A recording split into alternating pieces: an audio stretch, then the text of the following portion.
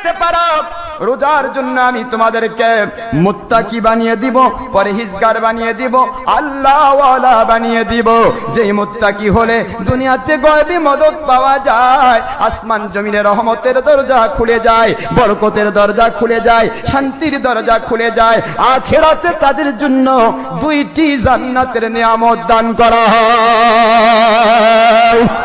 Allah speaking of the verse of this world, I shall must open all kinds of door of face of this world and the sky for my believers and my religious and hadithic and Quranic facts must man not for the believers. It's speaking of Allah Pak ayat Sharif number 96 in Surah Al-Araf at the part of 8 Surah number 7 in Quran Sharif. Allah speaking, my Allah speaking, walau anna ahlal Qur'an amanu wattaqaw lafatahna alayhim barakatim minas samai wal ard. Allah কোরআন শরীফের সূরাতুল আরাফ 7 নম্বর সূরা 8 নম্বর পারা সূরাতুল আরাফ আয়াত শরীফ নম্বর 96 আল্লাহ স্পষ্ট করে দিলেন, যারা মুত্তাকি হয়, আল্লাহওয়ালা মুমিন হয়ে মুত্তাকি হয়ে যায়, তাদের জন্য আমি আসমান জমিনের সকল রহমতের দরজা, বরকতের দরজা, শান্তির দরজা অবশ্যই অবশ্যই খুলে দিয়ে থাকি। বান্দারা, রোজা রাখার আদেশ আমি দিলাম কেন? উদ্দেশ্য হলো লাআল্লাকুম তাত্তাকুন। রমজানুল মুবারকের পরিপূর্ণ হক যদি তোমরা আদায় করতে পারো, তোমাদেরকে আমি মুত্তাকি বানায় দেব। আর মুত্তাকি যদি হতে পারো, আসমান জমিনের শান্তি রহমতের দরজা তোমাদের জন্য অবশ্যই অবশ্যই আমি খুলে দেব। আর যখন মুত্তাকি হতে পেরেছ, এবার আমার আল্লাহ ঘোষণা দেন কোরআন শরীফ দিয়া, ওয়ালিমান খাফা মাকামা রাব্বিহি জান্নাতান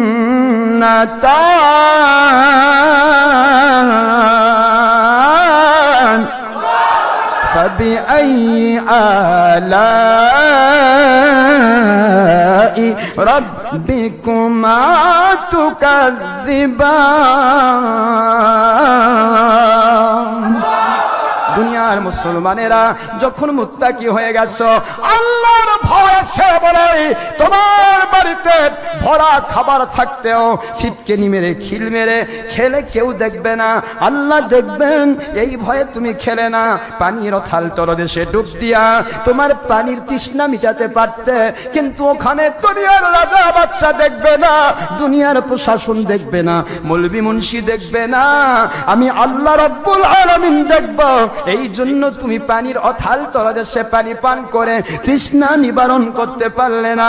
বান্দারা, এই ভয়টা আমি আল্লাহ কবুল করে নিয়া তোমাদেরকে মুত্তাকি বানায়া দিয়া তোমাদেরকে আমি 2টি জান্নাতের মালিক বানিয়ে দিব। তাহলে আল্লাহ রাব্বুল আলামিন বললেন, কেন রোজা দিলাম? জুলুম করার জন্য নয়, তোমাদের শারীরিক অ্যানাটমি, অটোমেটিক নার্ভাস সিস্টেম বা স্পাইনাল কর্ড সমৃদ্ধ এই সুন্দর বডিটাকে সুস্থ করার জন্য, লংজিভিটি বাড়িয়ে দেওয়ার জন্য, পার্টসগুলিকে সার্ভিসিং করার জন্য, আর তোমাদেরকে মুত্তাকি বানিয়ে তোমাদের জন্য আসমান জমিনের শান্তি রহমত বরকতের দরজা খুলে দেওয়ার জন্য, আর আখিরাতে 2টি জান্নাতের মালিক বানানোর জন্য। তাহলে রোজা রাখতে বলা, আল্লাহর আদেশটা দেওয়া, এটা আল্লাহ পাক দয়া করেছেন, ইহসান করেছেন, ঠিক না? ঠিক জোরে বলুন। তাহলে এইটা যদি আমরা না বুঝি, তাহলে তারা বলে, ও খাবার আছে সবাই, যার খাবার নাই, গ্রামে অনেকে বলে চোর আছে, যাদের খাবার নাই তারা রোজা রাখবে। মন খারাপ করছেন আপনারা না? এরকম কিছু লোক আছে। কিন্তু আমরা বলছি যে আল্লাহ যে আপনাকে ভালোবেসেছেন বলে আপনি এই বড়দিনে রোজা রাখতে পেরেছেন, তা কি সম্ভব? তাছাড়া কি সম্ভব ছিল ভাইজান? সকালবেলা যদি 8টার নাস্তাটা যদি 11টা বেজে যায়, মেজাজ ফায়ার হয়ে যায়। অনেকে আছেন এরকম, এর উপর ভিত্তি করে বিবির উপর জুলুম পর্যন্ত করে, এরকম লোকও আছে।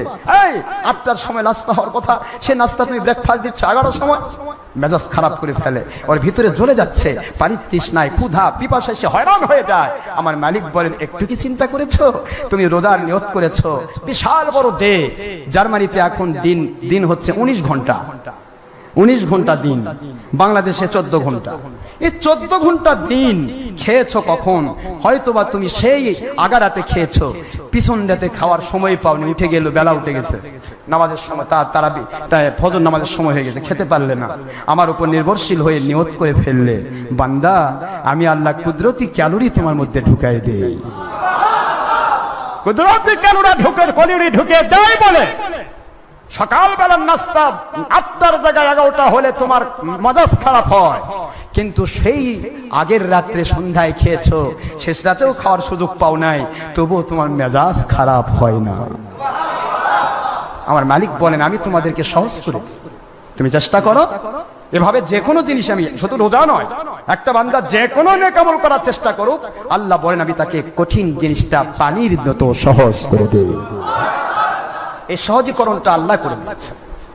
রোজা রাখলে ফায়দা কত, এ কথাগুলি বলে শেষ করতে পারবো না। আজকে প্রথম জুমা, চলতে থাক, মহান আল্লাহ যদি দয়া করেন, ইহসান করেন, আমরা বলতেই থাকবো। তবে এত ফায়দা পাচ্ছেন আপনি, সব পাচ্ছেন, একের বদলা 700 গুণ।